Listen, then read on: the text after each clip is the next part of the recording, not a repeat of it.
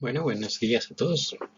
Esta es nuestra cuarta clase ya de este curso de teorías del conocimiento. Esta es nuestra última sesión que le vamos a dedicar a este diálogo de Platón llamado el Teeteto. Esta es la última definición de conocimiento que se da en este diálogo. Es tal vez la más elaborada de todo el diálogo, es tal vez la más importante de todas, la que más recorrido histórico ha tenido. Es una definición que ha hecho carrera fuertemente a lo largo de toda la historia de la filosofía, desde Platón hasta nuestros días. Hay trabajos muy recientes de filósofos contemporáneos como Wittgenstein, como Gilbert Ryle, como Susan Hack, que le dan vueltas a esta definición. Hay un texto que vamos a leer próximamente que es de Jonathan Dancy, es un filósofo contemporáneo, y él le dedica uno de sus primeros capítulos a una definición, a esta definición, a una muy similar. Una, eh, Jonathan Dancy reconoce en Platón como uno de los primeros antecedentes de esta definición de conocimiento como opinión verdadera acompañada de logos. Explicación traduce aquí en este texto. Se traduce por lo general, así lo traduce el traductor de Gredos, así lo traduce Marcelo Boeri en su traducción, que es la de Losada, que es la que yo recomiendo, es, digamos, en español como la mejor traducción que tenemos, pues, digamos, es como la más chévere. Hay en inglés varios comentarios bien importantes que le han dado, traducciones con comentario, que le han dado como muchas interpretaciones a esta última definición. Es la parte más corta de todo el texto, son apenas 10 páginas en la edición de Stefanos, pero son 10 páginas muy densas, muy complejas en algunos casos, y que, digamos, tratan como de analizar con detalle y mostrarles, es como lo que tenemos al final de este diálogo, como todos los problemas que tiene esta definición de conocimiento como opinión verdadera acompañada de logos. Eso es lo que vamos a ver, y vamos a ver cómo estos últimos problemas, el diálogo, como ya les decía en las sesiones anteriores, tiene un final aporético. No tenemos una respuesta positiva, no sabemos, nos quedamos sin una definición de conocimiento. Eso es un gran problema en la filosofía platónica. Como ya mencionaba antes, algunos ven aquí algunos como, digamos, antecedentes para que después venga Platón a decir, no, la única salida es la teoría de las ideas. Es, digamos, una opinión que hizo carrera, sobre todo a comienzos del siglo XX, finales del siglo XIX y un poco de ahí hacia atrás, pero posteriormente esto se ha cuestionado mucho, se ha cuestionado fuertemente, como que Platón más bien está es como revisando justamente no solo su teoría de las ideas, sino más bien un montón de supuestos epistemológicos y ontológicos que tiene la misma teoría de las ideas. Aquí tenemos algunas referencias muy sutiles a la teoría de las ideas. Esas referencias, digamos, están marcadas por una metafísica que hay detrás, sobre todo de esta teoría de los elementos que expone Sócrates, que ya vamos a ver con más detalle. Eh, pero bueno, digamos, eso sigue siendo materia de investigación para los filósofos, para las personas que se dedican fuertemente a hacer interpretación de los textos platónicos.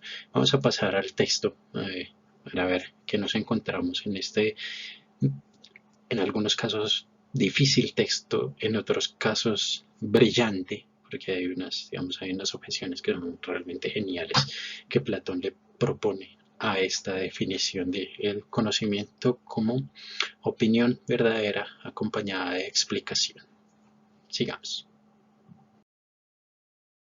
Bien, antes de plantear la definición, esta definición, tercera definición del conocimiento como una opinión verdadera acompañada de explicación, quería retomar este punto que de pronto quedó un poco inconcluso en la sesión anterior y que conecta las dos partes, y es este final de la refutación del conocimiento como opinión verdadera. Eh, esta parte final tiene que ver con la retórica, con los retóricos, porque lo que dice Platón, y señala aquí, haciendo, digamos, recordando algunos de sus textos anteriores sobre retórica, en particular el Gorgias, está acá como muy claramente metido, es que los retóricos persuaden, pero no enseñan. Y claro, el ejemplo que utiliza acá es pues porque por lo general un orador tiene el tiempo que da la clepsidra. Esto que tenemos acá, esta imagen que tenemos acá, es la imagen de una clepsidra. Esto era un reloj de agua, es la otra manera como se traduce esta palabra. Clepsidra es un reloj en el que tenemos un hueco acá por el que va cayendo agua. Esto se llena hasta aquí, hasta el borde, y pues el orador tiene el tiempo que demore en desocuparse esta vasija de acá para hacer su discurso. Así eran los juicios en la antigüedad. Entonces el acusador tenía el tiempo de la clepsidra para dar su discurso, y luego venía el defensor para dar su discurso de defensa, o el acusado. Ese es el tiempo, por ejemplo, que tiene Sócrates en la apología para dar su discurso. Entonces hay algo que señala Platón acá que es importante, y es que el orador en ese tiempo no enseña, persuade a los jueces de algo. Sí, persuade a los jueces para que los jueces juzguen con base a una opinión.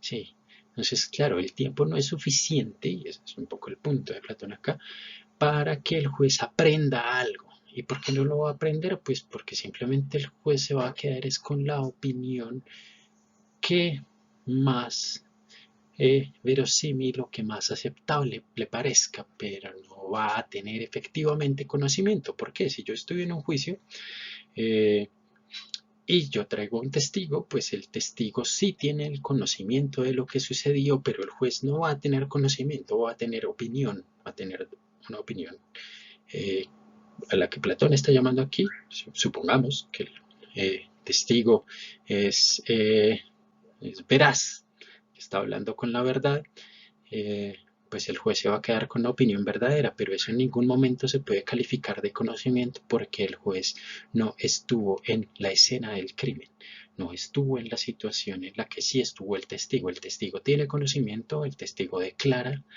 pero el juez, lo que recibe el testigo no es conocimiento, es opinión, y eso es una diferencia importante aquí en Platón. Claro, solo tiene conocimiento, llamémoslo así, de primera mano el testigo, el juez solo tiene una opinión.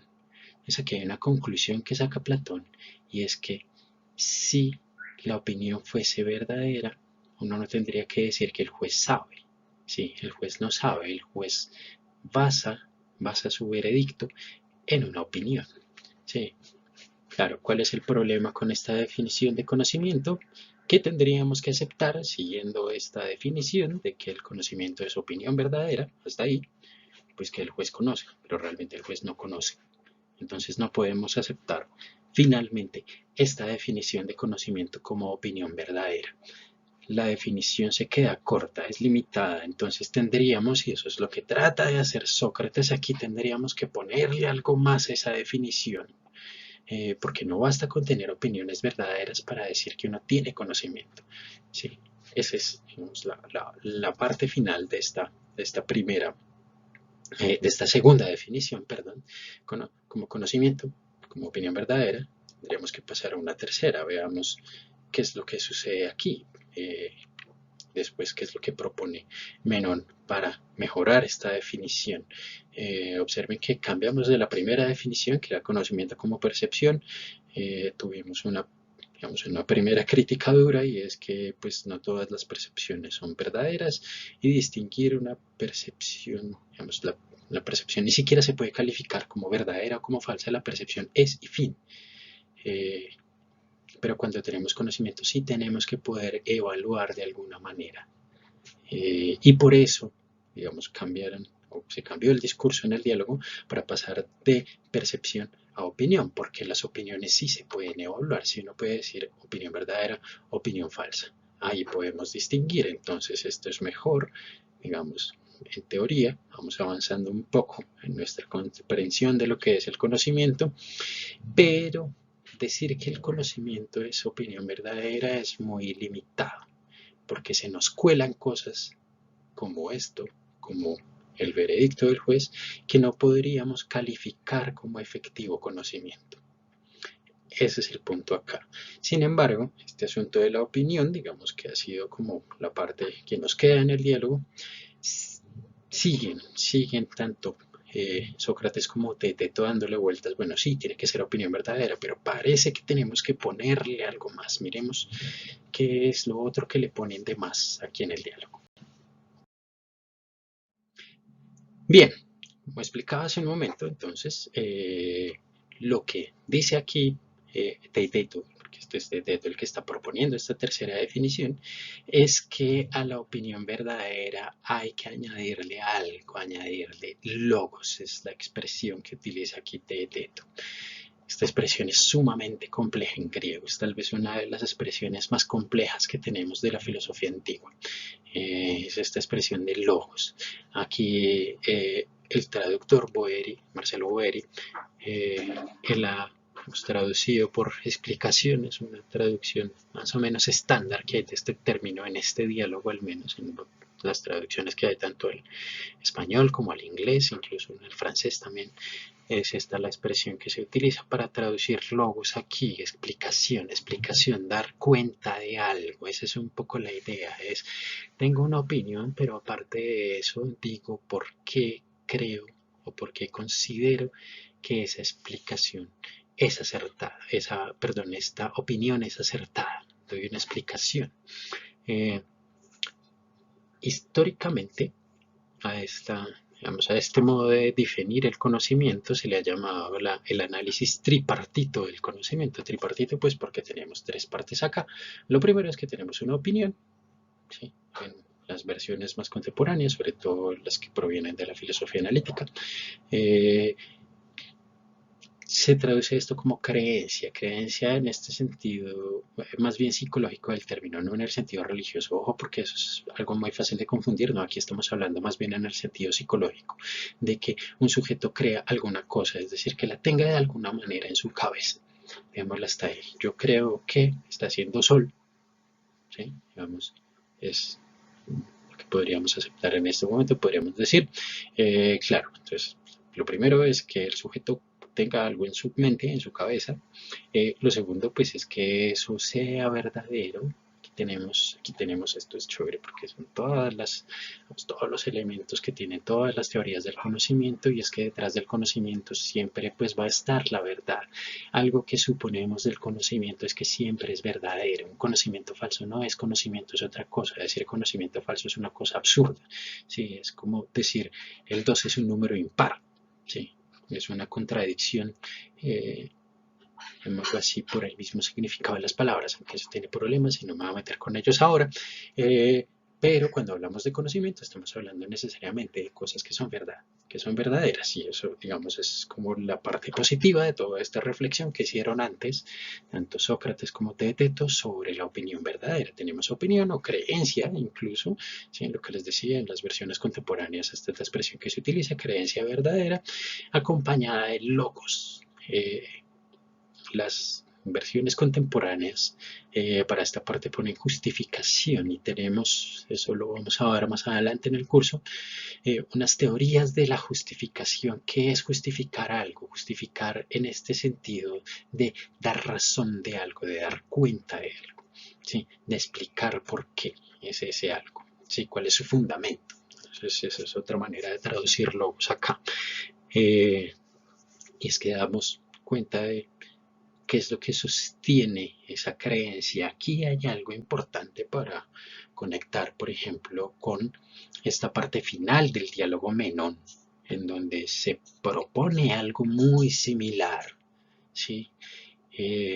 Digamos, esas conexiones que hay aquí en los textos platónicos son importantes porque en la parte final del Menón Sócrates decía algo muy similar y es que hay veces las opiniones verdaderas cambian, no se quedan quietas, utiliza el ejemplo este de las estatuadas de Dédalo que parece que se mueven y están como cambiando todo el tiempo y no quedan firmes o no se quedan quietas hasta que no se amarren o no se sostengan, no se sujeten con algo que a él llamó Sócrates en el diálogo Menón, la discriminación de la causa.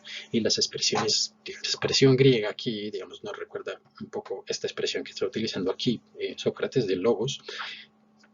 En el Menón, la expresión que se utilizó fue la de aitías logismos, aitías de causa razonada, digamos que es una manera también en el Menón de traducir esta expresión.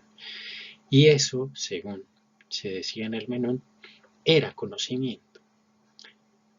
Parece ser, si uno puede verlo de esta manera, que Platón está volviendo a esta definición del conocimiento que propuso en el Menón. Está volviendo allá, asunto importante, lo está revisando y está viendo que es problemática, que es muy problemática. Y ya vamos a mirar por qué. Vamos a mirar dos problemas. Primero miremos qué sostiene o digamos por qué hay buenas razones para creer que esta es una buena definición de conocimiento. Lo primero, claro, es que tendríamos, como se dice en el Menón y un poco como se dice aquí, es que una opinión que carezca de este fundamento, de esta explicación, pues no se puede considerar conocimiento, como sucedería justamente con los jueces en el tribunal. Los jueces tienen una opinión verdadera, pero no tienen conocimiento. Bueno, ellos no tienen conocimiento. El testigo, por ejemplo, él sí tendría conocimiento. Él tiene un fundamento, digámoslo así, perceptual, ¿sí? De el crimen cometido, ¿sí? Para decir que fue fulanito o que no fue también, ¿sí? En fin, ese es el caso del testigo. Entonces tenemos un conocimiento, digamos así, diferente, o sí tenemos conocimiento en el caso del testigo, pero no tenemos conocimiento en el caso del juez. Bien, Platón aquí está dándole vueltas a este asunto. Aquí hay algo curioso porque uno podría decir que en cierto sentido, aunque el juez no tenga conocimiento o no tenga el mismo tipo de conocimiento que tiene el testigo, sí tiene cierto conocimiento, pues tiene justamente el testigo, el discurso que le dio el testigo, sí tiene un fundamento, su opinión. No es una opinión y ya está, una opinión que puede ser verdadera o falsa, sino que además tiene razones para tener esa opinión y ese es el punto, ese es el plus de lo que añade aquí el logos. Sí, es que nos da o nos muestra razones para creer algo, sí, porque no se trata solamente de creer cosas, sino creerlas con algún tipo de fundamento y es justamente a eso lo que estaríamos llamando, o lo que llamaríamos conocimiento. Esta es una definición muy valiosa, es un análisis muy valioso de qué es el conocimiento, porque más o menos, digamos, si hay como, podríamos llamarlo así, cierto acuerdo de que eso es lo que concebimos o lo que entendemos por conocimiento a diferencia de la mera opinión. Conocemos cuando tenemos razones armadas, articuladas, sustentadas, lógicamente, racionalmente, etcétera, de lo que creemos. No es solo que creamos cosas y ya, sino que además las creemos con un fundamento. Ese sería el punto y eso es lo que estaría aquí planteando Platón, lo que estaría rescatando del Menón, lo que estaría analizando, lo que estaría proponiendo además, algo que ha propuesto también en otros de sus textos. ¿Sí? En el libro sexto, por ejemplo, de la República parece dar una definición más o menos así de lo que es el conocimiento, cuando justamente propone las ideas, dice, pues claro, es que las ideas son el fundamento último del conocimiento. Aquí estaría más o menos volviendo a estas ideas, revisando estas ideas.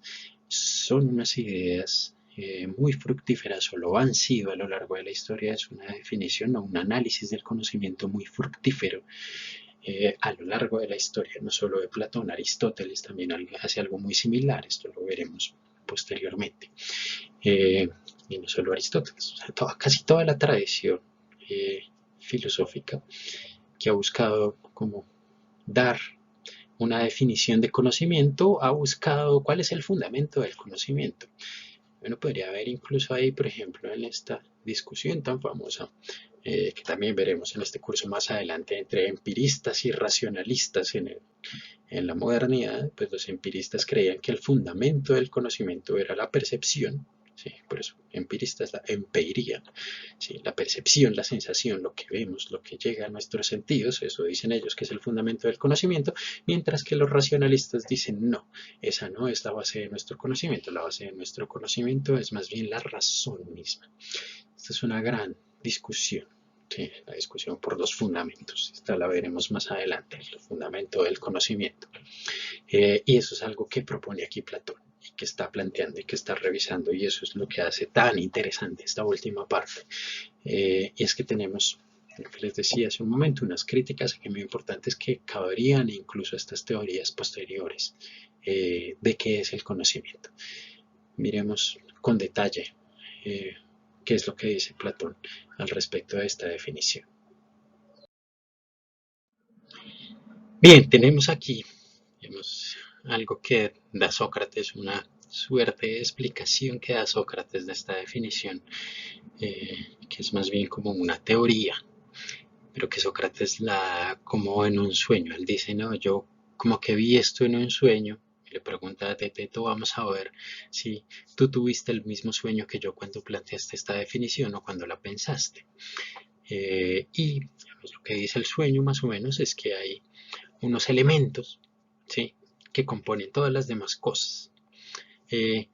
Y los compuestos, digamos, las demás cosas, digamos, de las que están,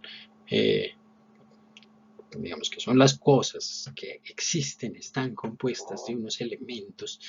Los compuestos son explicables por medio de los elementos que los componen. Tenemos unos compuestos que sería como todo esto que tenemos acá, que tiene unas partes. Esas partes serían sus elementos constitutivos más básicos.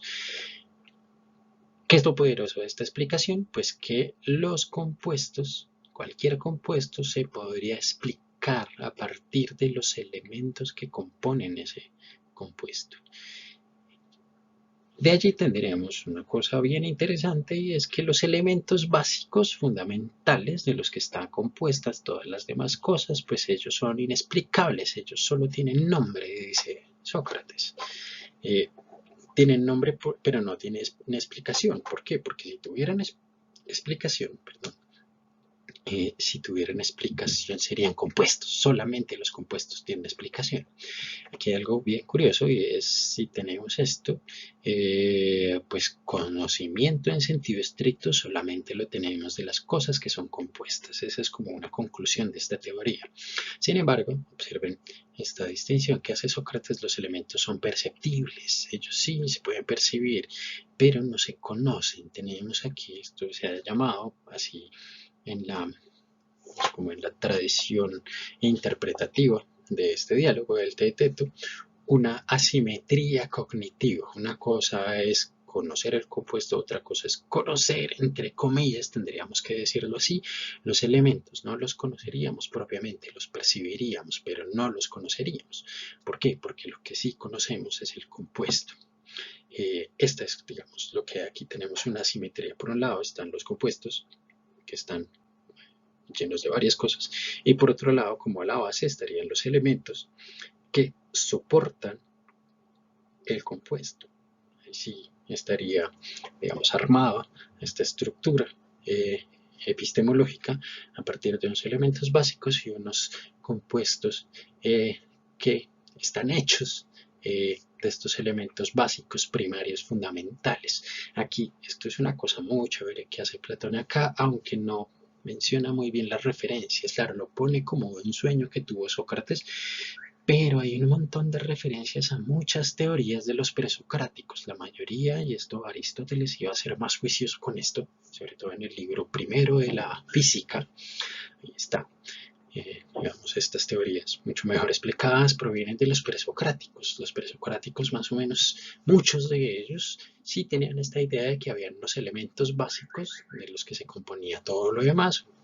El primero en proponer algo así, y así empieza Aristóteles la metafísica. Por ejemplo, el capítulo tercero del libro primero dice, pues Tales fue el primero en decir que el agua era el principio de todas las cosas, y cuando está hablando de principio pareciera, o es la interpretación que hace Aristóteles, pareciera que está hablando que el agua es el elemento constitutivo de todas las cosas en el mundo.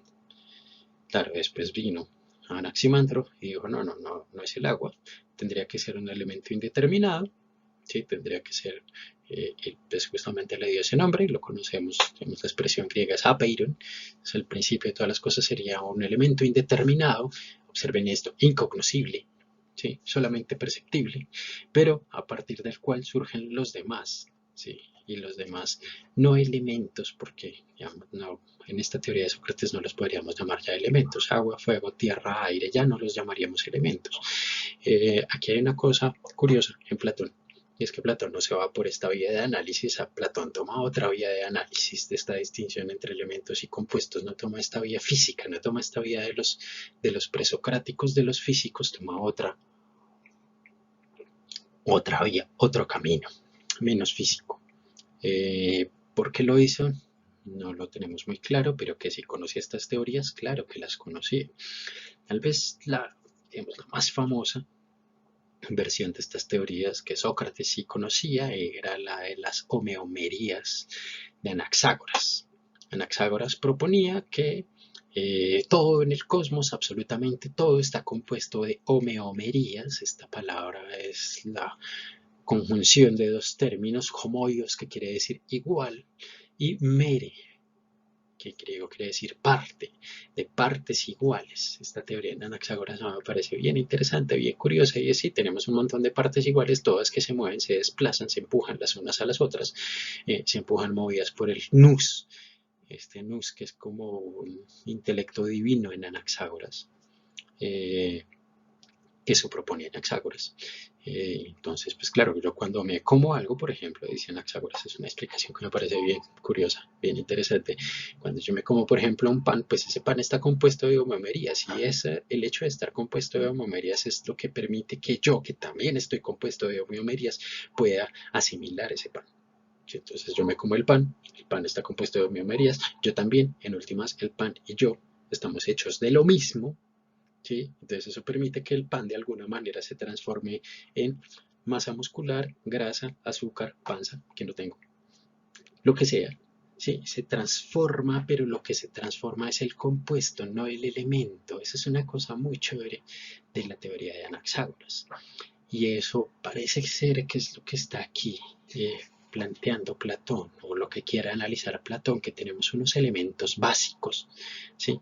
Que componen absolutamente todo lo demás. Y lo demás es lo que sí podemos conocer, pero los elementos no, pero son lo que está allá a la base, ¿sí? Lo que fundamenta, lo que sustenta todo lo demás.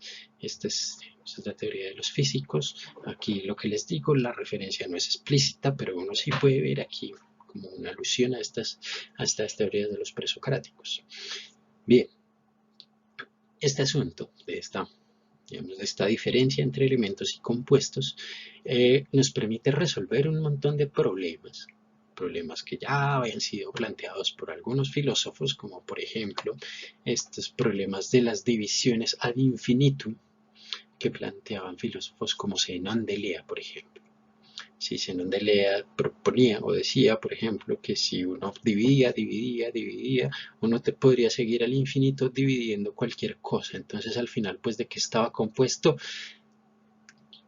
No sabemos. Sí, diría Zenón. Es una paradoja, es una de estas famosas aporías de Zenón de Lea. Y entonces la teoría de los elementos permite romper esta paradoja porque es que hay un momento en el que paramos, no hay una división al infinito, no hay un punto en el que ya no podemos dividir más. Los atomistas, por ejemplo, también proponieron algo similar, a diferencia de Anaxágoras. Es que los atomistas proponían que aparte de elementos, aparte de átomos, justamente es esta expresión, y por eso ahí vienen átomos porque no tienen partes, porque no se puede romper, no se pueden dividir, son el elemento fundamental, aparte de átomos había vacío.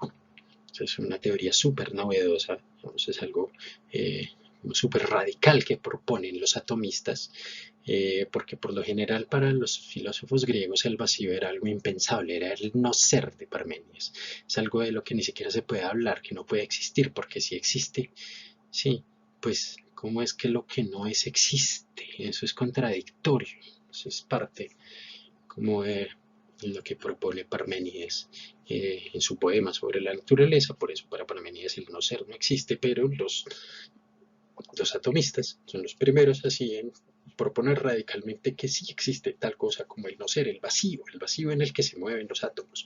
Entonces esa es la gran diferencia entre Anaxágoras y los atomistas, y Demócrito y Leucipo, es que los atomistas sí creían que se necesitaba el vacío para que las demás cosas se pudieran mover. Anaxágoras creía que no, a uno le parecía un poco raro, como así que las cosas, pues claro, nuestra física moderna supone el vacío por todas partes, y la teoría de la gravedad, por ejemplo, no se puede explicar si no hay vacío. Pero, digamos, Anaxágoras trata de resolver estos problemas suponiendo más bien que el cosmos entero es como una suerte de plastilina, ¿sí? Piensen ustedes en una plastilina que agarramos, ¿sí? Y vamos moldeando ahí y la plastilina permanece toda, ¿sí? ¿Sí? No hay huecos, aunque la plastilina va cambiando de lugar. Es más o menos como lo que proponía Anaxágoras, vamos así tratando de ilustrarlo, ¿sí? Ahí sí, se lo explico, con plastilina. Ese sería Anaxágoras en plastilina. Bien, estas eran las teorías de los presocráticos a las que parece que hay referencia acá, y esto es lo que intenta analizar Sócrates. Y su teoría parece muy potente porque parece justamente dar cuenta de cómo es posible dar explicaciones o a partir de qué damos explicaciones. Pues damos explicaciones a partir de cosas que no se pueden explicar, porque si todo, absolutamente todo, se tuviera que explicar, tendríamos una regresión al infinito, ¿sí? O en algún momento caeríamos en una especie de círculo en el que explicamos esto a partir de esto y esto a partir de esto y esto a partir de esto y esto a partir de lo primero. Tendríamos una explicación circular. Aquí se rompe, digamos, cualquiera de estas dos posibilidades diciendo hay unos, vamos a llamarlos así, así lo llama Aristóteles. Aristóteles también nos tiene muy en mente esta reflexión que hace aquí Platón al final del Teeteto. Vamos a tener unos principios básicos y a partir de esos principios básicos tenemos todo lo demás.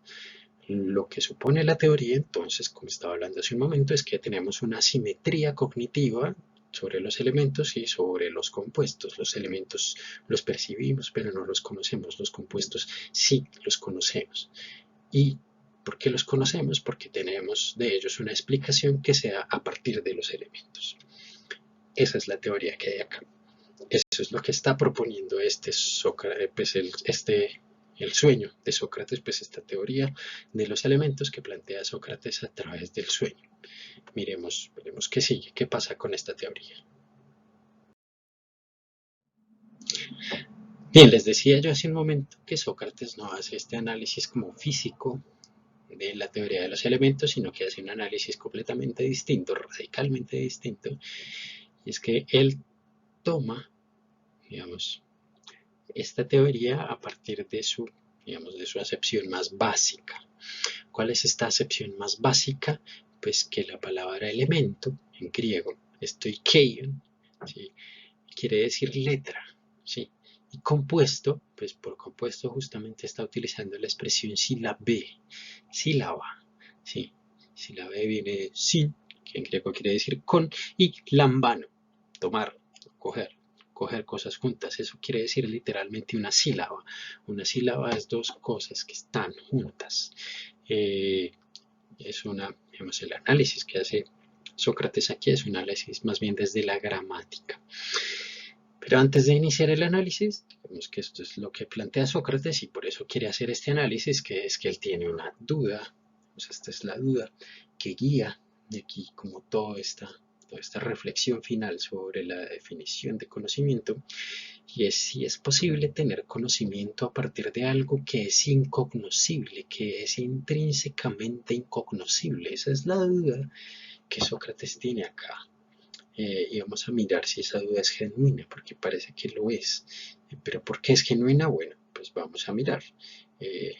Entonces empiezan a hacer este análisis digamos, del modelo de esta teoría. El modelo, aquí la expresión es curiosa, es paradigma, ¿sí? Vemos que es como el paradigma de la teoría es que tenemos letras que serían los elementos más básicos y tenemos sílabas que serían los compuestos. Podríamos decir los compuestos más básicos en otro sentido de la palabra, como el compuesto, el mínimo compuesto que podemos hacer. Y esto, claro, cuando uno piensa que de lo que se está hablando aquí es de logos, por ejemplo, que es el término complicado que queremos analizar de fondo, pues logos, la acepción fundamental de logos es palabra, discurso, cosa dicha. Y claro, el logos, el elemento más básico de un logos en esta acepción es justamente una letra. Aquí hay que tener en cuenta una cosa y es que el análisis que está haciendo Platón parece hacerlo no desde la palabra escrita, sino desde el fonema, desde cómo suena la palabra. Sí, aquí a veces así funciona mejor el ejemplo cuando hablamos de fonemas que cuando hablamos de palabras escritas. Cuando hablamos de palabras escritas, el argumento patina un poco, digamos, tendría que ser un poco distinto, pero aquí toda la referencia la pone Sócrates a cómo suenan las palabras. Eh, Bien, teniendo eso en cuenta, pues el modelo parece bastante prometedor. Y es un poco lo que propone Sócrates acá. Tenemos un montón de letras, todas estas son las letras del alfabeto griego. Aquí están, son muy bonitas. De ahí viene nuestro alfabeto latino, no es exactamente lo mismo, se parece, pero no es exactamente lo mismo. Eh, pero sí tenemos algo importante que daría cuenta justamente de esta teoría de los elementos. Los elementos los percibimos, porque los fonemas, las letras, las percibimos. Si cuando decimos A, percibimos. ¿Sí? Si queremos dar una explicación, uy, ya ahí la cosa es un poco complicada. Entonces tenemos, ¿sí?, unos fonemas que tienen un sonido propio y cada uno tiene un sonido propio. Es un aspecto como fundamental aquí en el argumento, ¿sí?, o en la teoría. Si es que cada fonema tiene un sonido particular, ¿sí?, unos más que otros, incluso hay unos que no tienen sonidos. ¿Sí? Por ejemplo, la B, la beta, ¿sí?, es el caso aquí, vamos, como paradigmático, pues solo no tiene ningún sonido como ¿sí? B. Es raro, ¿sí? Es difícil pronunciarlo solo, pero cuando uno lo pronuncia una palabra, cuando uno dice bala, ¿sí?, pues ya es distinto. ¿Sí? Eh, claro, y esta es, digamos, parte de la teoría, o daría cuenta de la teoría, es que cada letra no se puede decir más que su nombre, no tiene un logos, porque digamos, cuando le ponemos o le sumamos un logos a una letra, pues ya deja de ser una letra, pasaría a ser algo distinto. La letra es solo la letra, solo le tenemos ese nombre. Si decimos, no sé, gamma, ¿sí?, la letra gamma en griego, sí, pues tiene nombre, pero ¿qué es? No, pues lo único que podemos decir es poca cosa más. Esto es lo que está suponiendo aquí Platón. Esto es lo que hace tan prometedora esta teoría. Y bien, claro, cuando tenemos estas cosas así sueltas, tenemos todas las letras del alfabeto aquí sueltas. Cuando las componemos ahí sí tenemos explicaciones, ¿sí? Y tenemos explicaciones desde muy básicas como las sílabas hasta nombres completos, hasta discursos completos, ¿sí? Ese, digamos, es todo el potencial que tiene esta teoría. Entonces, vemos aquí tiene mucho potencial. Entonces, claro, ¿cómo explicamos el discurso? Pues a partir de sus elementos más básicos. ¿Cómo explicamos un nombre? A partir de sus elementos más básicos.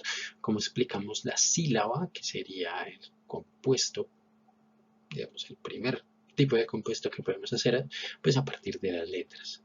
La sílaba sería un compuesto, las letras serían el elemento. Y funciona, claro, si me dicen que es la sílaba so, que es el ejemplo que utilizan en el diálogo todo el tiempo, so, que es la primera sílaba de Sócrates, pues so son la S y la O. ¿Sí? Ahí, digamos, a partir de los elementos o a partir de las letras, puedo yo explicar qué son las sílabas, cómo están compuestas. Esto es lo que hay aquí en esta teoría. Les parece bastante prometedor. Vamos a mirar qué es lo que sucede. Bien, veamos ahora algunos de los problemas de esta teoría, o pues, lo que va a encontrar Sócrates como problemas de esta teoría de los elementos. Sí, primero es que pues el que conoce el compuesto, o sea, el que conoce una sílaba, como so, ¿sí?, tendría que conocer a su vez los elementos de la sílaba. Sí, y esta es parte de la primera conclusión que se saca acá, es que parece un poco absurdo al menos conocer la sílaba y no conocer en el mismo sentido las letras. ¿Sí? Eh, ¿Cuál es el problema? Pues les decía hace un momento que la teoría de los elementos supone una asimetría cognitiva. Una cosa es conocer dos compuestos, otra cosa es conocer dos elementos, pero esa asimetría no se estaría sosteniendo porque tendríamos que decir que si conocemos las letras,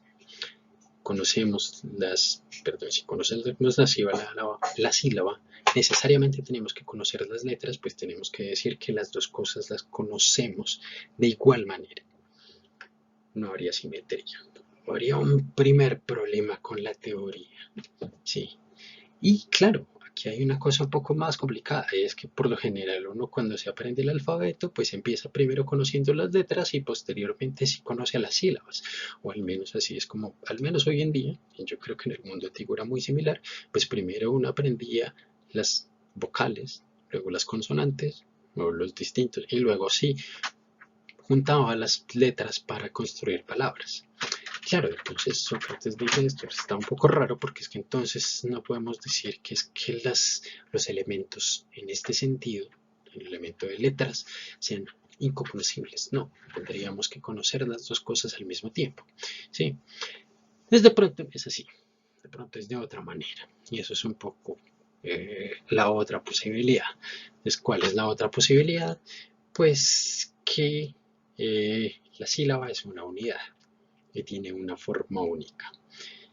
Aquí la cosa empieza a ponerse un poco compleja y estas son estas referencias que empieza a hacer Sócrates, lo que pareciera estar haciendo. Y hay una gran discusión entre los intérpretes sobre si el uso de estas expresiones como la forma única es una referencia a la teoría platónica de las ideas. Hay unos que dicen que sí, por ejemplo, Comfort, en su comentario al Teeteto, que es tal vez uno de los textos más difundidos sobre el Teeteto, que fue escrito por allá en los años 40, ya es bastante, digamos, viejo. Y ha sido como bastante revisado, pero él sí proponía que esto no era directamente una teoría, una referencia a la teoría de las ideas, sino que más bien al contrario, si esto eran referencias para mostrar que la única manera en que el conocimiento era posible era a través de la teoría de las ideas. Comentaristas posteriores dicen no, sí es una referencia y sí es una crítica a la teoría de las ideas. Owen en particular es el primero en proponer que aquí hay como una gran crítica a la teoría de las ideas. Dijimos esa discusión de lado. Porque es una discusión bastante compleja que nos pondría a revisar por allá la teoría de las ideas en otros textos y otros, digamos, otros textos platónicos que no, al menos en este curso no nos interesan mucho, pero de pronto algún día si estoy muy animado, si algún profesor estoy animado, podría darse un curso de Platón y su pelea con la teoría de las ideas. Bien, pero igual, digamos que es algo que uno puede tener en mente acá. ¿Qué sucede con esta segunda posibilidad? Supongamos entonces que los elementos no son las letras, sino que son las sílabas. ¿Sí? Claro, no habría que llamarlos elementos y ese es el gran problema acá. Es que no tendríamos que llamarlos elementos, sino que ya son una unidad y este es otro de estos problemas metafísicos que empiezan a aparecerse a Platón aquí cuando intenta definir el conocimiento, metafísicos ontológicos más bien, llamémoslos así. Sí, ontológicos porque es que ¿qué es una cosa? ¿Es el compuesto de muchas otras o es algo distinto de este compuesto de otras cosas? Bien, entonces posibilidad 1 parece que no funciona, que es que esta posibilidad 1 es que tenemos elementos que son las letras y compuestos que son las sílabas. Ese parece que no está funcionando muy bien porque no tendríamos una diferencia cognitiva, ¿sí? Una simetría cognitiva entre los elementos y el compuesto. Entonces tenemos la otra posibilidad y es que más bien la sílaba sea un todo. Si es un todo, ¿sí? Pues es un todo que sería o es la primera posibilidad acá, que sería la suma de muchas partes, sería la juntura de distintas cosas.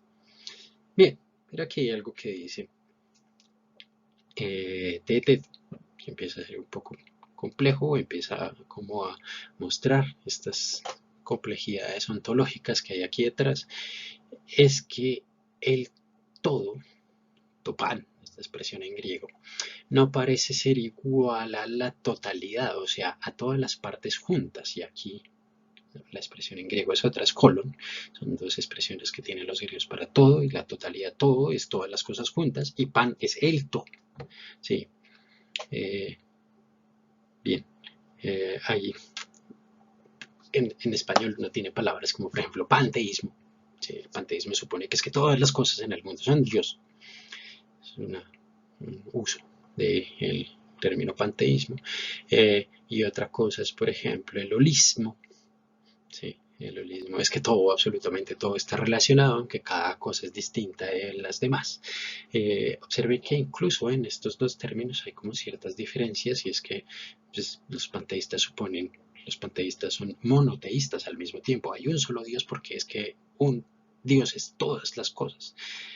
Los holísticos, por otro lado, sí, bueno, hay holismo, New Age con un montón de cosas, pero si uno tiene, por ejemplo, hablemos de un holismo un poco más académico, el holismo semántico.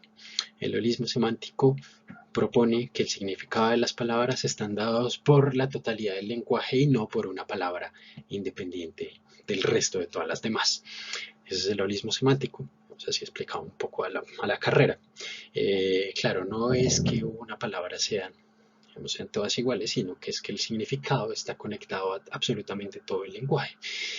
Bien, ese es un poco lo que se está tratando de contraponer aquí. Si es que una cosa, ahorita vamos a ver un ejemplo un poco mejor, si algo es el todo de la cosa o la suma de sus partes, aunque esas partes en cierta manera conserven cierta independencia. Lo que propone Teteto al comienzo es que no, que son distintas el todo y la suma de las partes, llamémoslo así. Esa expresión me parece interesante. Y esa es una gran pregunta. ¿Es lo mismo el todo que la suma de las partes? Es una gran pregunta ontológica, ¿sí? Que aplica para un montón de cosas. ¿Sí? Es lo mismo todo el carro que la suma de las partes del carro, o hay algo más en el carro aparte de la suma de las partes. Uno de entrada supondría que sí, claro, porque es que yo no puedo agarrar las partes del carro, desbaratarlo todo y ponerlas ahí en una montaña como si fueran lo mismo que el carro armado. Claro, una cosa es el carro armado, otra cosa muy distinta son las partes del carro, todas desarmadas, aunque sean exactamente las mismas partes. Y esa es la diferencia que está explotando aquí Teteto, y por eso él dice, no, esto, que son las sumas, las partes sueltas, ¿sí? Desconectadas, aunque sean las mismas, no son lo mismo que el todo armado. Son dos cosas distintas. Ese es el punto aquí con Teteto. Aquí Sócrates trata de refutarlo. Ese es el punto acá con todo esto que viene después. Sí, con estos ejemplos que a veces son como difíciles, son ejemplos que son duros de roer. Cuando uno las analiza son ejemplos muy potentes y incluso es difícil pensar en unos ejemplos distintos. Aquí el ejemplo con el que empieza Sócrates es con los números. Claro, en los números la cosa es un poco rara. Sí, de pronto uno podría decir, uy, es que Sócrates está haciendo un poco de trampa porque escogió el ejemplo más complicado de todos, o el ejemplo que no se puede refutar. De pronto en otros ejemplos sí, en el ejemplo del carro uno lo podría refutar, pero con el ejemplo de los números pues parece que no. Si será que 1, 2, 3, 4, 5, 6 es lo mismo que 2 por 3. Observen, cuando contamos 1, 2, 3, 4, 5, 6, es lo mismo que 2 por 3, pues no, 6 es igual a 6, o es lo mismo que 3 por 2, o 4 más 2, o 3 más 2 más 1, son los ejemplos que da aquí Sócrates. No, en todos los casos es 6. Las partes, en este caso, que serían los números, son partes del todo. ¿Sí? ¿Cuáles son las partes del 6? Pues 1, 2, 3, 4, 5, 6. En todos los casos no tenemos nada más, ¿sí? Aparte de ese todo, sino pues las partes. Bien, veamos esto con más detalle. Esta segunda posibilidad resulta siendo, digámoslo así, un poco fructífera también, y hay que analizarla porque de pronto es mejor que la primera, la de los elementos. Y es bueno, pues, los elementos y el compuesto, ¿en qué relación están? Esto es un poco a lo que le está dando vueltas Sócrates aquí, y por eso se está preguntando todo esto. Miremos qué dice más adelante Sócrates. Bueno, les decía yo hace un momento que tenemos aquí un gran problema, y es este problema de las partes y el todo, de no solo cómo están conectadas las partes con el todo, sino si el todo es la suma de las partes o es algo más aparte de la suma de las partes. Y eso es un poco el problema al que Platón le está dando vueltas acá, y es un problema al que Platón le va a dedicar varios diálogos. A este problema se pues, Parménides, este diálogo, según algunos, como anterior a este diálogo, el de Teto, hay una profunda discusión sobre eso. En el Sofista se vuelve esa discusión, es una discusión que tuvo Platón, es una discusión ontológica bien complicada. Y Platón aquí pasa un poco rápido, digamos, por esta discusión. Sí, y es, ¿será que las partes pueden ser consideradas aparte del todo? O digamos, para ponerlo un poco en términos de la discusión que hay aquí sobre los elementos, si más bien las partes o los elementos dependen del todo, o si es el todo el que depende de los elementos, porque parece que hay, digamos, una tensión entre las dos. A veces parece que los elementos son el fundamento del todo, pero uno podría poner la cosa completamente al contrario y decir no, que es más bien el todo el que es el fundamento de los elementos. ¿Por qué? Porque uno no puede dar o hablar de un elemento de una parte si no es diciendo que es la parte de otra cosa. ¿De qué cosa? Pues del todo. Así está el problema acá. Platón está haciendo esta reflexión acá y más o menos plantea estas dos posibilidades. Estos ejemplos que yo he tomado para dar esta explicación, la he tomado del comentario de Setley al Teeteto. Setley hace una traducción con comentario, es más comentario que traducción del Teeteto, en donde propone estos ejemplos que me parecen bastante ilustradores para esta parte del diálogo que es como bien compleja. Es la misma referencia que trae, por ejemplo, Marcelo Boeri en sus notas, entonces hay como digamos, un acuerdo entre las dos, y me parece además muy ilustrativo.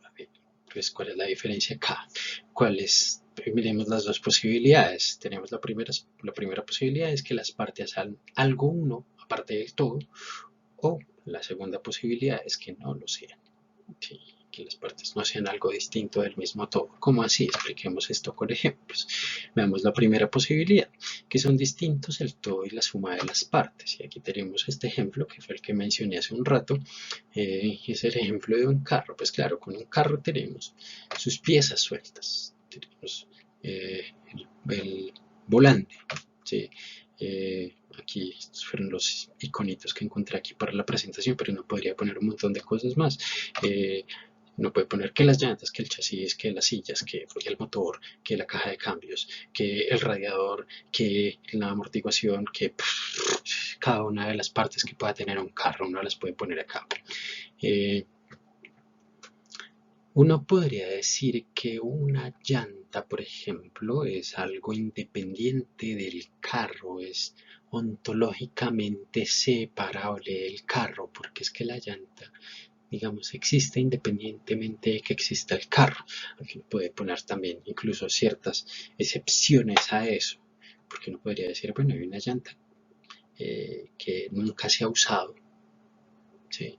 ¿Qué sucedería con eso? Sí, o que nunca se usó, la llanta suelta, ya la llanta de repuesto. ¿Sí? Piensen ustedes en alguien que tiene un carro, está nuevo, tiene su llanta de repuesto ahí, pues ahí está, saca la llanta de repuesto, la deja en la casa, por, no sé, es medio ilegal hacerlo, pero supongamos está la llanta allá guardada. Sí. ¿Existe la llanta aparte del carro? Sí, es más, puede suceder una cosa, voy me estrello en el carro, supongamos, eh, el carro pérdida total, sí, desapareció el carro, lo chatarrizaron, pero la llanta de repuesto se quedó en mi casa. Sí, no, cosa curiosa, existe la llanta de repuesto independientemente de que existe el carro, porque esta llanta incluso se la puedo poner después a otro carro, la puedo guardar ahí, puede hacer otro montón de cosas. Entonces, sí hay cierta independencia, digámoslo así, ontológica al menos, entre el todo y las partes. Sí, son separables. Sí, y uno tendría que decir, o esta es lo, digamos, como la primera opción, que definitivamente son separables. ¿Cuál es el asunto? Supongamos eso, supongamos que es así. ¿Sí? El todo, pues no es solamente juntar esas partes, como les decía hace un rato. Sí, se requiere armarlas de una manera particular. El todo, el carro al que me estoy refiriendo, sí, pues ese es no sé, es el carro porque es que son estas partes armadas de cierta manera, no son armadas ahí, digamos, no son una montaña de cosas y ya está. Sí, yo podría desmartar el carro, ponerlas así todas encima o todas regadas por todas partes y decir ahí está mi carro. No podría decir no, ahí no está su carro. Sí, supongamos. Eh, Sé que es un ejemplo bastante burgués, perdón, eh, pero me parece bastante ilustrativo, pues, porque todos conocemos que es un carro. Bien, Pero ¿cuál es el punto? Pues para conocer el todo, y eso es un poco lo que está señalando aquí Platón, siguiendo la teoría, pues uno tendría que conocer cada una de sus partes, pero lo que señaló Platón antes, y este es el problema con esta primera posibilidad, es que de igual manera tenemos que conocer las partes para conocer el todo. Sí, sería absurdo conocer el todo y no conocer sus partes, es decir, sería absurdo saber qué es un carro pero no saber que tiene llantas, sí, o no saber qué es una llanta también. Sí, no podríamos decir que sabemos qué es un carro si no sabemos qué es una llanta de un carro. Sí, ese es, digamos, el primer problema de esta primera posibilidad. Sí, este es el problema, que era el problema que veíamos de nuevo con el asunto con las sílabas, y es que parece absurdo decir que conocemos las sílabas y no conocemos las letras. Lo mismo pasaría acá con este ejemplo del carro, es que es absurdo decir que conocemos el carro y no conocemos sus partes. Se rompe este supuesto básico de la teoría de los elementos, y es que tenemos una asimetría cognitiva entre las partes y el todo. No podemos aceptar la asimetría cognitiva. Esta interpretación no sirve, este análisis o esta primera posibilidad de análisis no nos funciona. Miremos otra. Sí, la segunda sería, no, pues es que es lo mismo las partes que el todo. Y supongamos, este es justamente el ejemplo que trae Sedley, que me parece genial, y es el de Poké. Sí, uno podría decir, bueno, ¿cuáles son las partes del ponqué? Pues las cosas de las que está hecho el ponqué. Y observen aquí, claro, no podría decir, no, es que un ponqué no se fabrica de la misma manera que se fabrica un carro, porque es que cuando uno fabrica el ponqué, pues ya las partes desaparecen. ¿Cuáles partes? Pues los elementos que la componen, los ingredientes del ponqué: harina, huevos, agua, chocolate, si no quiere ponerle chocolate, mantequilla, fruta, eh, algún licor, vino. Por lo general las tortas de vino son eh, una delicia, son las tortas de matrimonio, sí, casi todas son tortas envinadas, negras. En fin, uno podría decir, bueno, aquí cuando uno hace el ponqué, ya uno no puede saquemos del huevo el ponqué, no, ya eso no se puede hacer. Sí, esa es la otra posibilidad que parece estar analizando Platón aquí, o eso es lo que propone Sedley en su análisis, que me parece un análisis bien interesante justamente por esto, porque uno no puede separar una parte. No, hay un momento en el que uno ya no puede separar la parte. Sí, uno puede decir, supongamos, no, es que soy vegano y no puedo comer huevos, sí, ni mantequilla hecha con leche. Sí, entonces por favor sáquele la leche al ponqué y sáquele los huevos. No, mejor toca hacer otro ponqué, es más fácil. Bien, ese es el asunto que hay detrás de esta otra versión de los elementos y el compuesto, es que en este caso se diluyen eh, ontológicamente, llamémoslo así, los elementos del compuesto. No pasa lo mismo en el ponqué que pasa con el carro. Con el carro yo puedo sacar la llanta y no pasa nada. Con el ponqué, pues yo ya no puedo sacarle las partes. Es más, sería muy raro hablar de partes. Yo puedo decir, no, las partes son las tajadas del ponqué. Uy, y claro, son partes, ¿sí? En el mismo sentido que son partes del carro. De pronto no. Bueno, uno diría sí, sí, ya no son los ingredientes, ya no son los elementos, y eso es un poco aquí el giro que se le estaría dando a la discusión. Ya no estoy hablando de los elementos, ya estoy hablando de las partes y del todo como si fueran la misma cosa. Esta es la otra posibilidad, pero esta posibilidad tiene unos, digamos, podría decir así, las tajadas son partes, ¿sí? Y claro, las partes dependen del todo. Yo no puedo tener una tajada de ponqué si antes no tengo el ponqué. Sí, o sea, ¿qué está primero? ¿El ponqué o la tajada? Pues el ponqué. Sí, y aquí se resuelve más o menos fácil, la diferencia del ejemplo anterior, en donde antes del carro tengo las partes. ¿Sí? Eh, Antes del carro tengo las partes. Listo. Sí, después de tener las partes, armo el carro. Supongamos. Ahora tengo el ponqué. Sí, antes tengo unas partes, entre comillas, que son los ingredientes, pero esas partes, cuando yo ya tengo el ponqué hecho, sí, esas partes se me diluyen, ya no son partes. Ya cuando hablo de partes del ponqué, más bien tendría que hablar de las tajadas del ponqué. Pero cuando yo hablo ya de las tajadas del ponqué, pues resulta que las tajadas o estas partes del ponqué son posteriores al ponqué, son posteriores al todo. Entonces no son los elementos de los que habla Platón, ¿sí? Y claro, más aún, pues para conocer, ¿sí?, el todo, ¿sí? No, más bien al contrario, para conocer las partes, primero tengo que conocer el todo, ¿sí? De nuevo, claro, aquí lo que sucede es que le estaría dando la vuelta al argumento, las partes no existen ni son nada sin el todo, no existen antes del todo, existen después del todo. Primero yo hago el ponqué y después lo parto, ¿sí? Eh, ¿Cuál es el problema? Pues que de nuevo se me rompe, ¿sí?, la asimetría cognitiva. No es que primero estén las partes y luego esté en el todo, no, es al contrario, primero está el todo y después las partes. Entonces, en ambas posibilidades tengo yo el mismo problema, y es que no se me mantiene la asimetría cognitiva. Ese es el problema acá. Con el ejemplo del carro, pues primero tengo que conocer las partes, sí, no solo percibirlas, conocerlas, para decir que conozco el todo. Y aquí, pues primero tengo que conocer del todo y después las partes. Se rompen es más, en el segundo ejemplo, la simetría cognitiva se voltea, primero el todo y después la parte. No me está funcionando la teoría. Esta teoría del todo y las partes con respecto al conocimiento parece estar fracasando por todas estas razones. Miremos ahora cómo volvemos a los ejemplos de Sócrates. Bien, con esto volvamos a lo que propone Sócrates, a lo que tenemos en el diálogo. Bien, ¿qué dice Sócrates? En todas las cosas en las que se dan a partir de un número de cosas es lo mismo lo que denominamos totalidad, y todas las cosas. Observen algo que sucede acá. Y es cuando tenemos cosas a las que llamamos por su número, ¿sí?, es que es lo mismo el número que la cosa misma. Por ejemplo, el ejemplo aquí es un pletro. Un pletro es una medida griega. Es una medida que equivale más o menos a 30 metros. ¿Sí?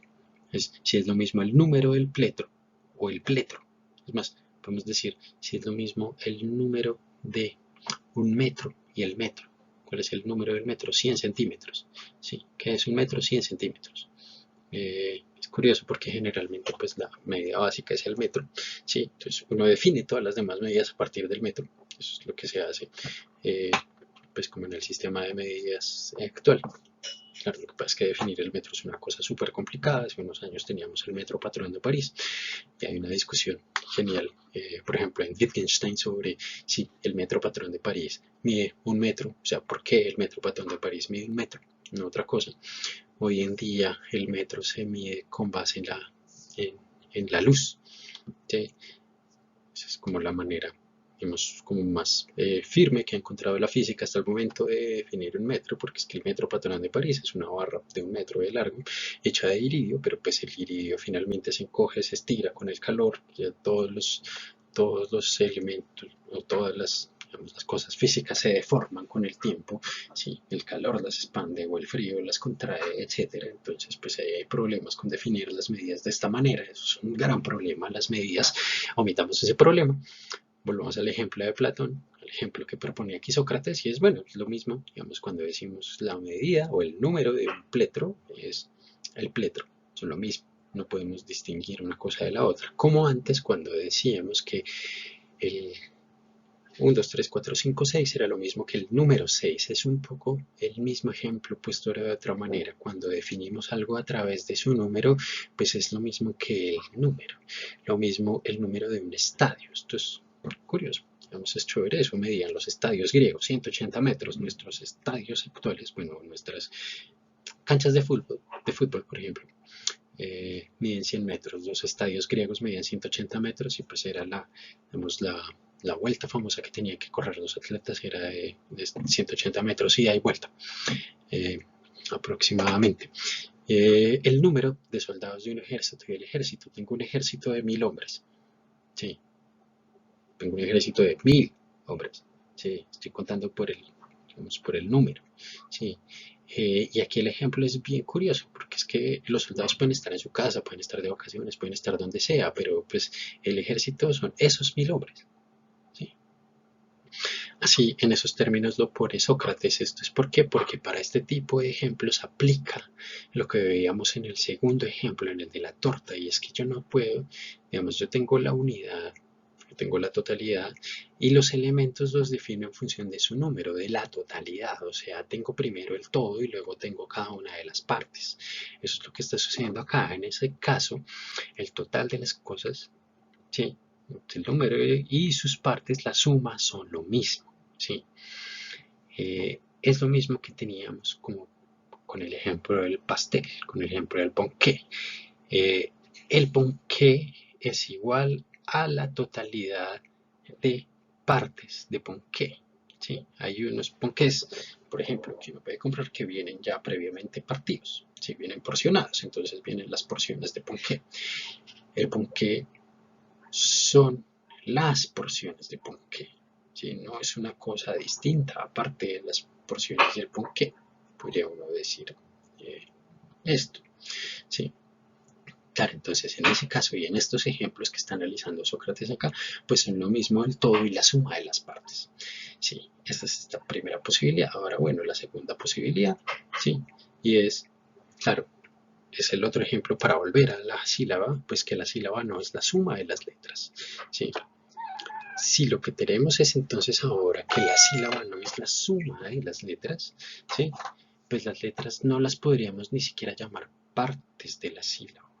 Las letras serían algo distinto de la sílaba, pero no serían sus elementos.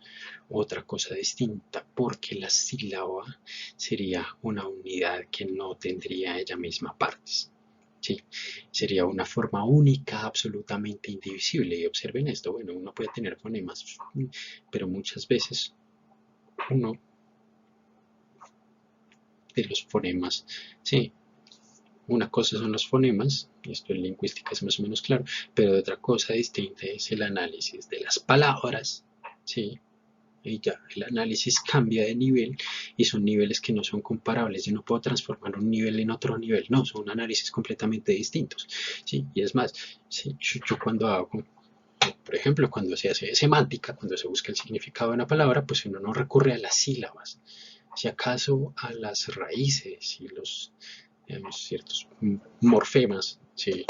Que tienen cierto significado, lexemas, pero eso es distinto que hablar del fonema, de la parte, no, una cosa es la fonología y otra cosa aparte es la semántica, ¿sí? Son dos cosas que van, son dos análisis que están por separado y yo no puedo reducir el uno al otro.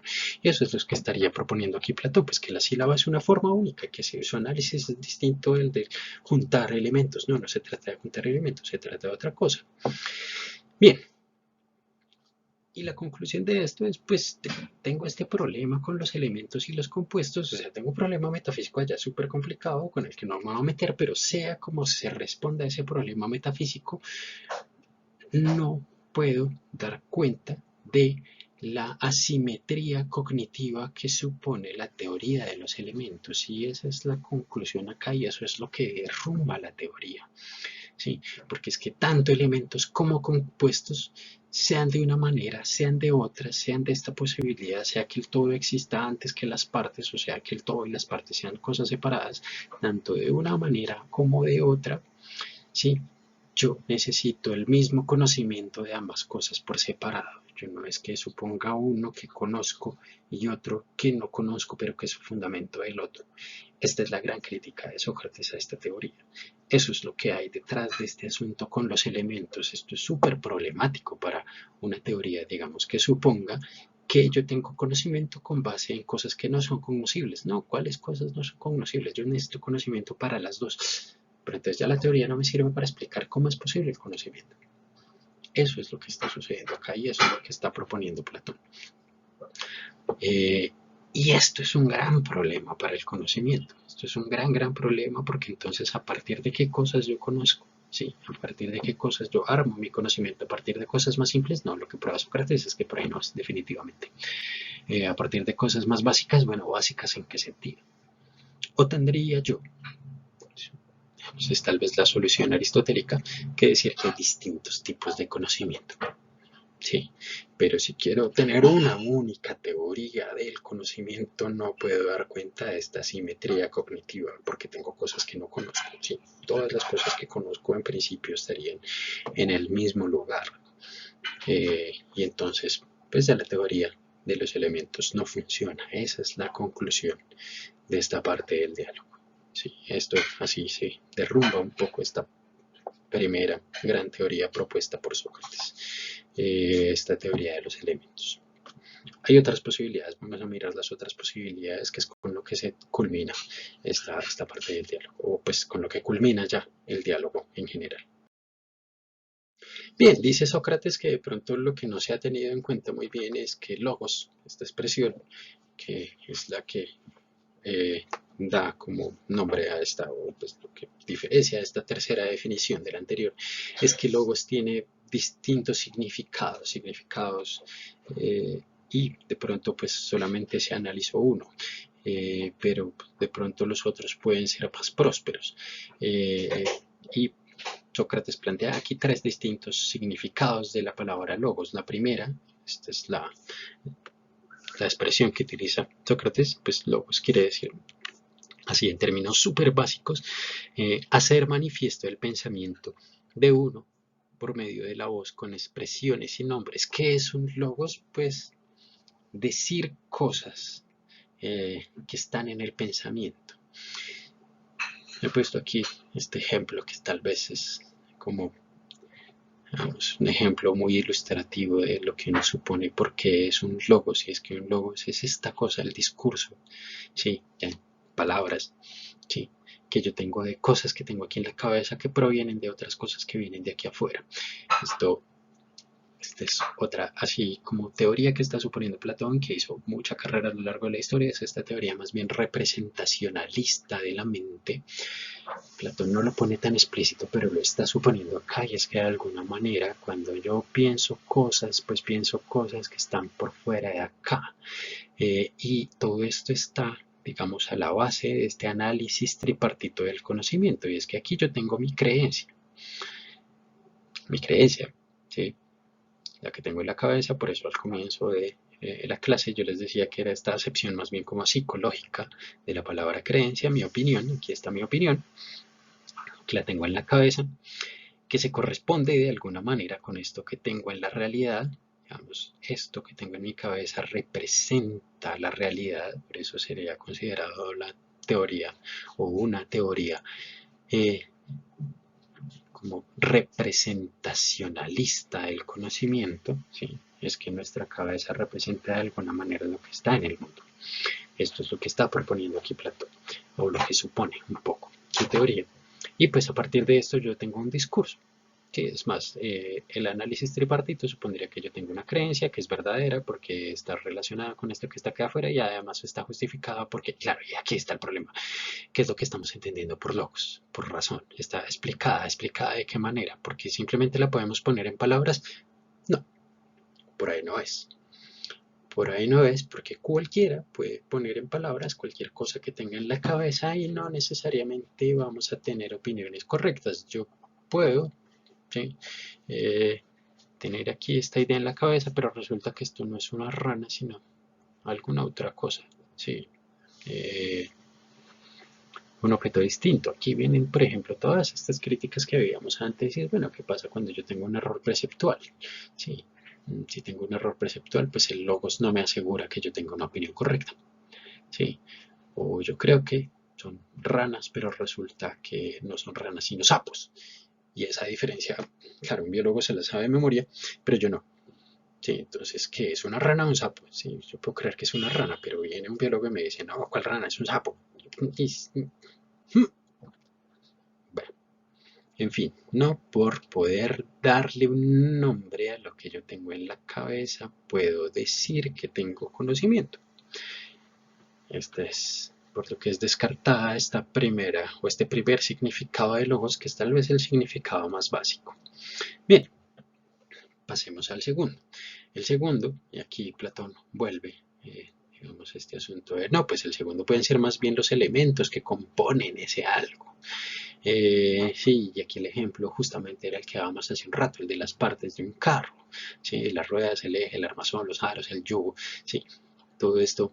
Esto es un carro antiguo, ¿sí? No estamos hablando de carros contemporáneos, aquí estamos hablando de estos carros de la antigüedad que son muy bonitos. Esto es una vasija pues, como del siglo VI, de cómo eran estos carros, y es que eran simplemente dos ruedas. Este señor aquí parado era un carro bastante simple, entonces pues tenemos las ruedas, el eje, que es esta cosa que está aquí, que sujeta las dos ruedas, el armazón, que sería esta basecita que tenemos acá, los aros, no sé cuáles son esos aros, y el yugo es lo que está aquí juntado a los caballos. Eh, Bien, volvemos al discurso de los elementos. Esto ya lo había refutado Sócrates, pero ahora vuelve y nos da otra razón para refutar.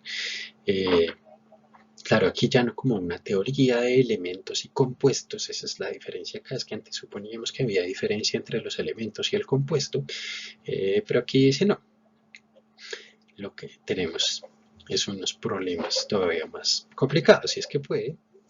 Digamos, es el ejemplo, este ejemplo un poco difícil que utiliza aquí Platón sobre los nombres de Teto y Teodoro.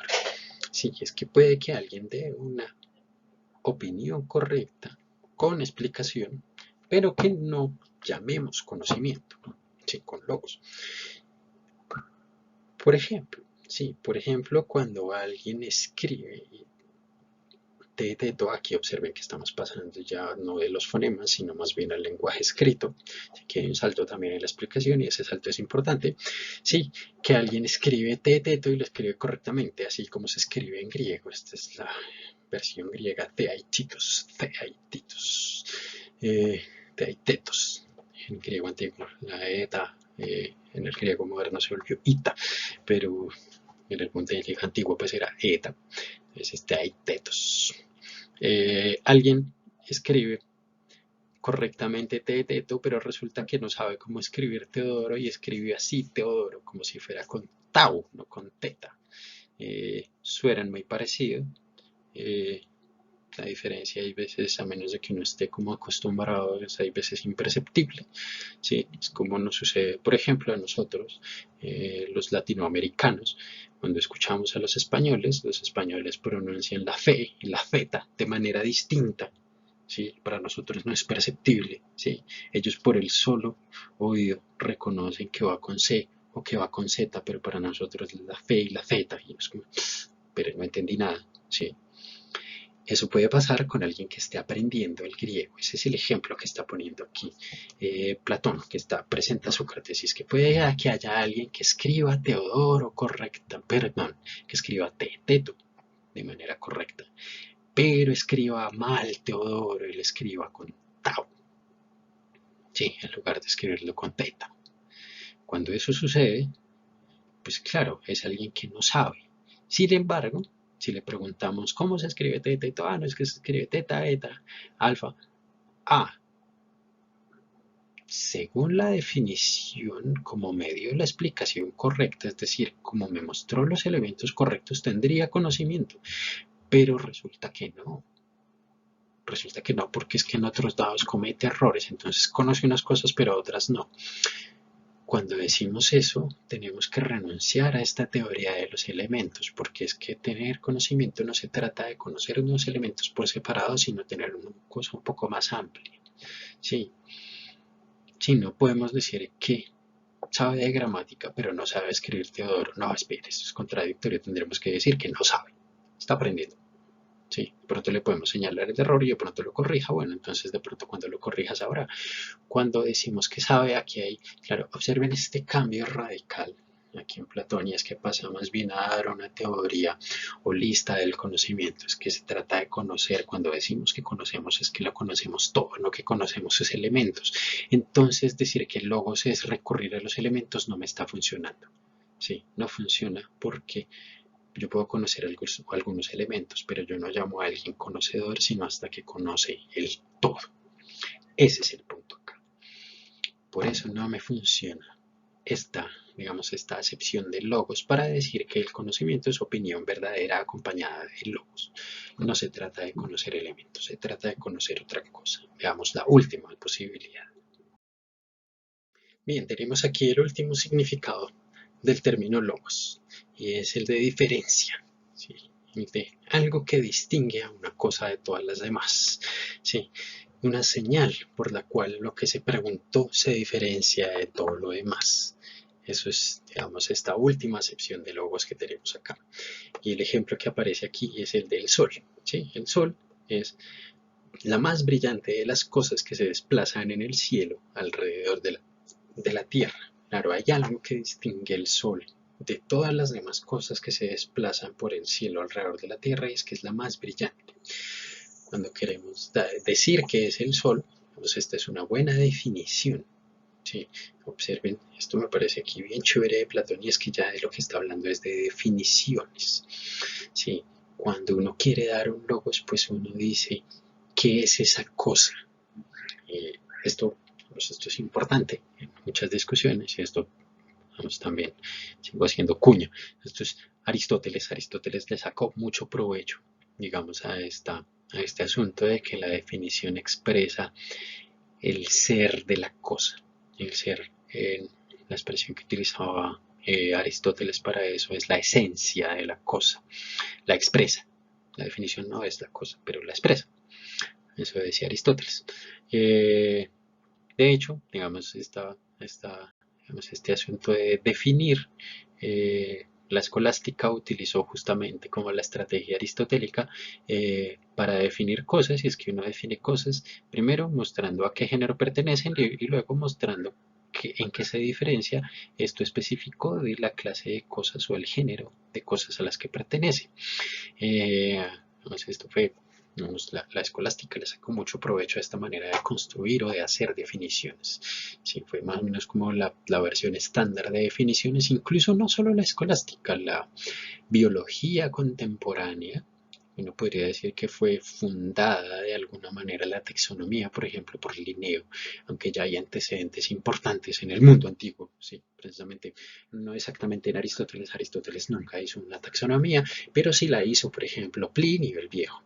Plinio el Viejo escribió la Historia Naturae, que es este libro genial en el que él trata, Plinio el Viejo, de juntar taxonómicamente, de manera organizada, todas las cosas que existen en el mundo. Eso hizo Plinio el Viejo, por allá en el siglo II después de Cristo, poco antes creo que fue.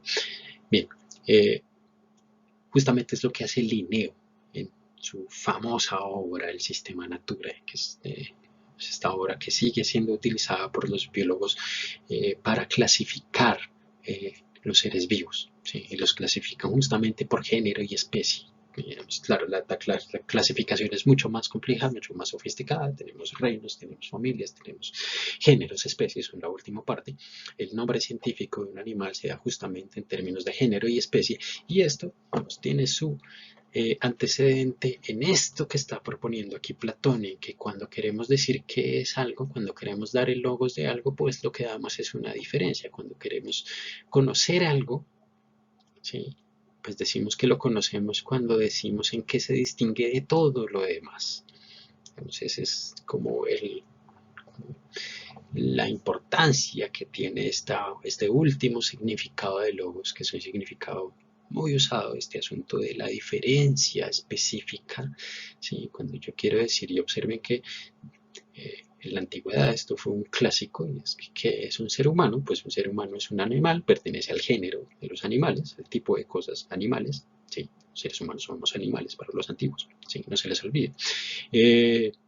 Pero aparte de eso, pues tenemos una diferencia muy particular con respecto al resto de animales, y es que tenemos razón. Bueno, eso parece, no en todos los casos, no parece siempre. En fin, es una discusión muy grande. ¿Será que hay animales que no razonan? Hay gente que dice que sí. Yo creo que hay veces que sí, que hay animales que son mucho más inteligentes que los seres humanos. En fin, una discusión muy compleja en la que no me voy a meter ahora, pero sí tenemos aquí este antecedente importante en Platón, y es que cuando queremos conocer algo, pues lo conocemos por medio de la definición, y la definición tiene una característica particular, y es que me da la diferencia de algo con respecto a todo lo demás. Eso es la propuesta que está haciendo aquí Platón. Y observen esto, porque esto me parece más brillante, y es que eso lo propone Platón, y eso fue muy usado por toda la historia de la filosofía, pero al mismo tiempo el mismo Platón lo está criticando, dice, oiga, espere que decir que conocemos cuando tenemos la diferencia, eso es un poco problemático. Es un poco problemático y esa es como la última parte del diálogo, es la parte que me parece como tal vez más compleja y más brillante de todo el texto, y es esta definición que ha sido tan usada, que es una definición, porque lo que tenemos es una definición de definición.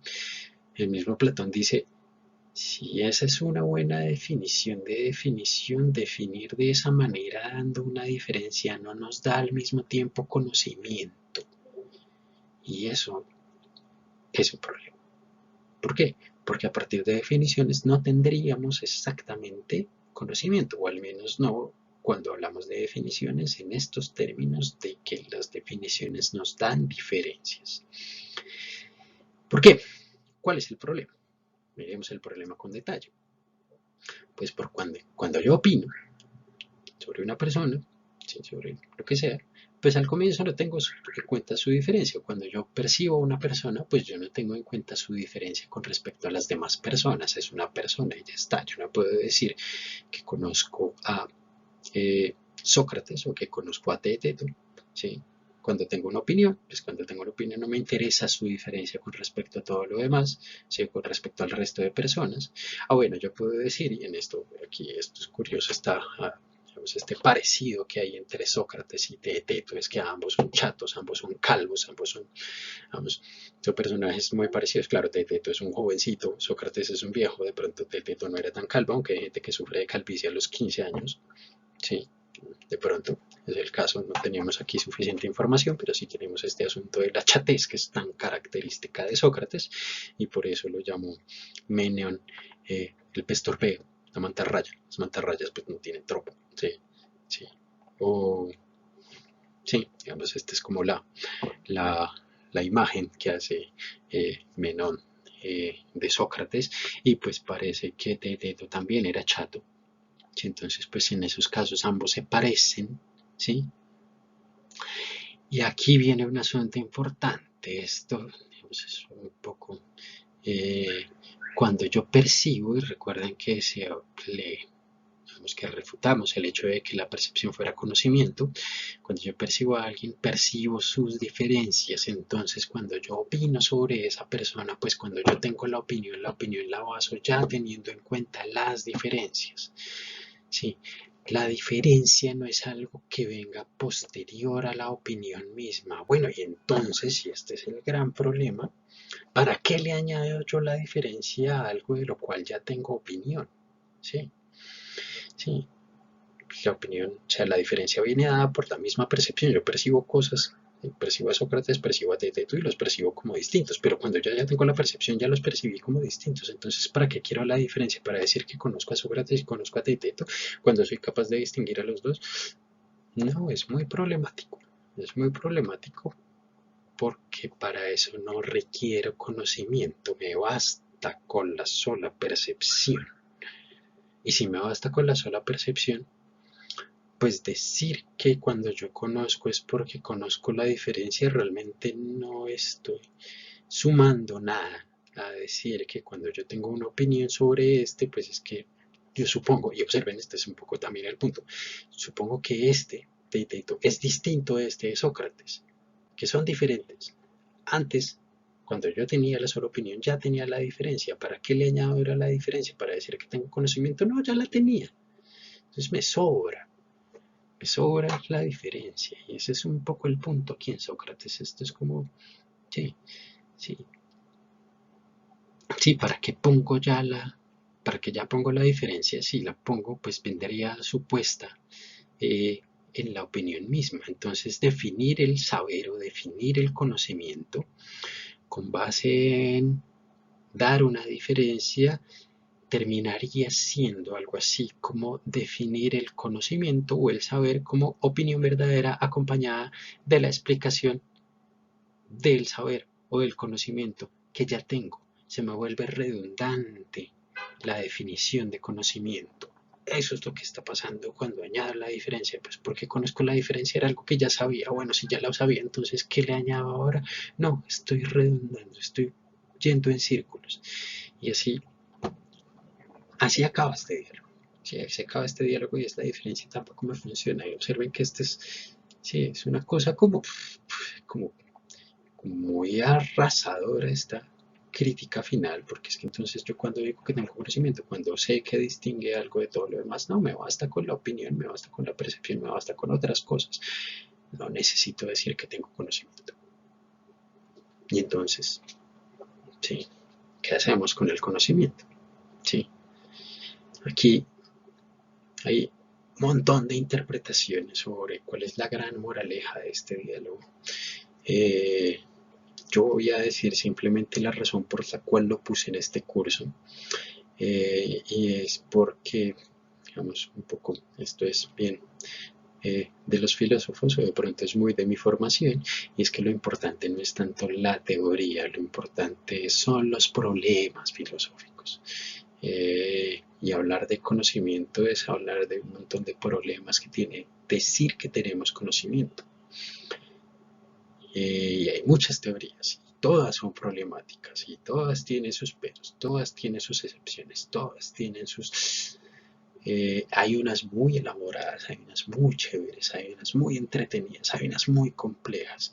Eh, incluso, y tal vez este sea el asunto, y tal vez para allá vamos cuando lleguemos al final de este curso, hay unas que son necesarias, mejor dicho, como que uno necesita decir que sabe.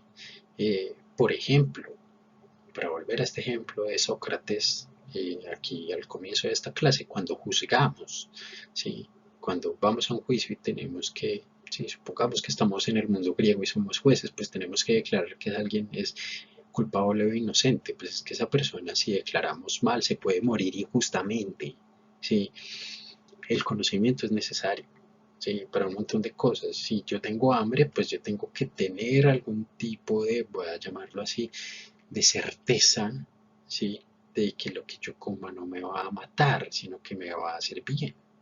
¿Sí? Yo necesito certezas para moverme en la vida. ¿Sí? Yo necesito, y los seres humanos en general necesitamos ese tipo de cosas, de certezas, para poder hacer cosas. Sí, si yo no tuviera la certeza de que mis sentidos no me están engañando cuando yo estoy subiendo una escalera, pues sería terrible, ¿sí? Imagínense. Claro, también el escepticismo puede ser una cosa muy peligrosa, a eso también le vamos a dedicar una clase. Pero de pronto, digamos, el escepticismo en exceso puede ser muy peligroso porque es que uno anda súper prevenido con no sé nada del mundo, entonces no sé qué hacer. Pero lo contrario también puede ser muy peligroso, ya me las sé todas, yo tengo todo el conocimiento, ¿y seguro? ¿En serio? Eso puede ser todavía más peligroso. Sí, ambos extremos pueden ser muy peligrosos. Esas son como así, digamos, mis grandes razones para poner esta lectura en este curso. Es, analicemos los problemas, revisémoslos. La filosofía depende de que haya estos problemas.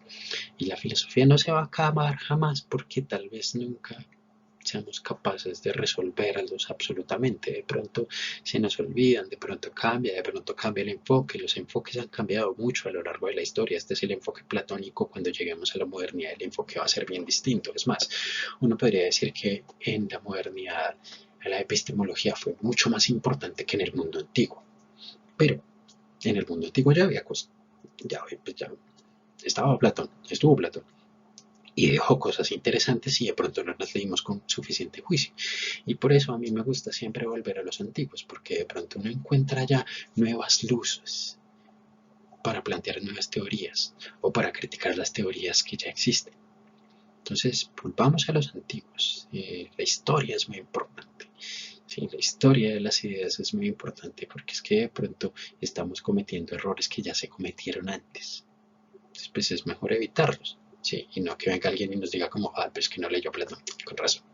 Eh, bien, esto para cerrar esta lectura, este diálogo, este diálogo aporético, genial, muy, eh, muy enriquecedor a los Sócrates, y es que no salimos con nada, salimos de aquí güeros, como dice el mismo Platón, salimos sin nada productivo entre comillas, pero como sucede muchas veces con Sócrates, y es que salir con nada positivo no quiere decir que todo haya sido perdido, no, no ha sido todo perdido.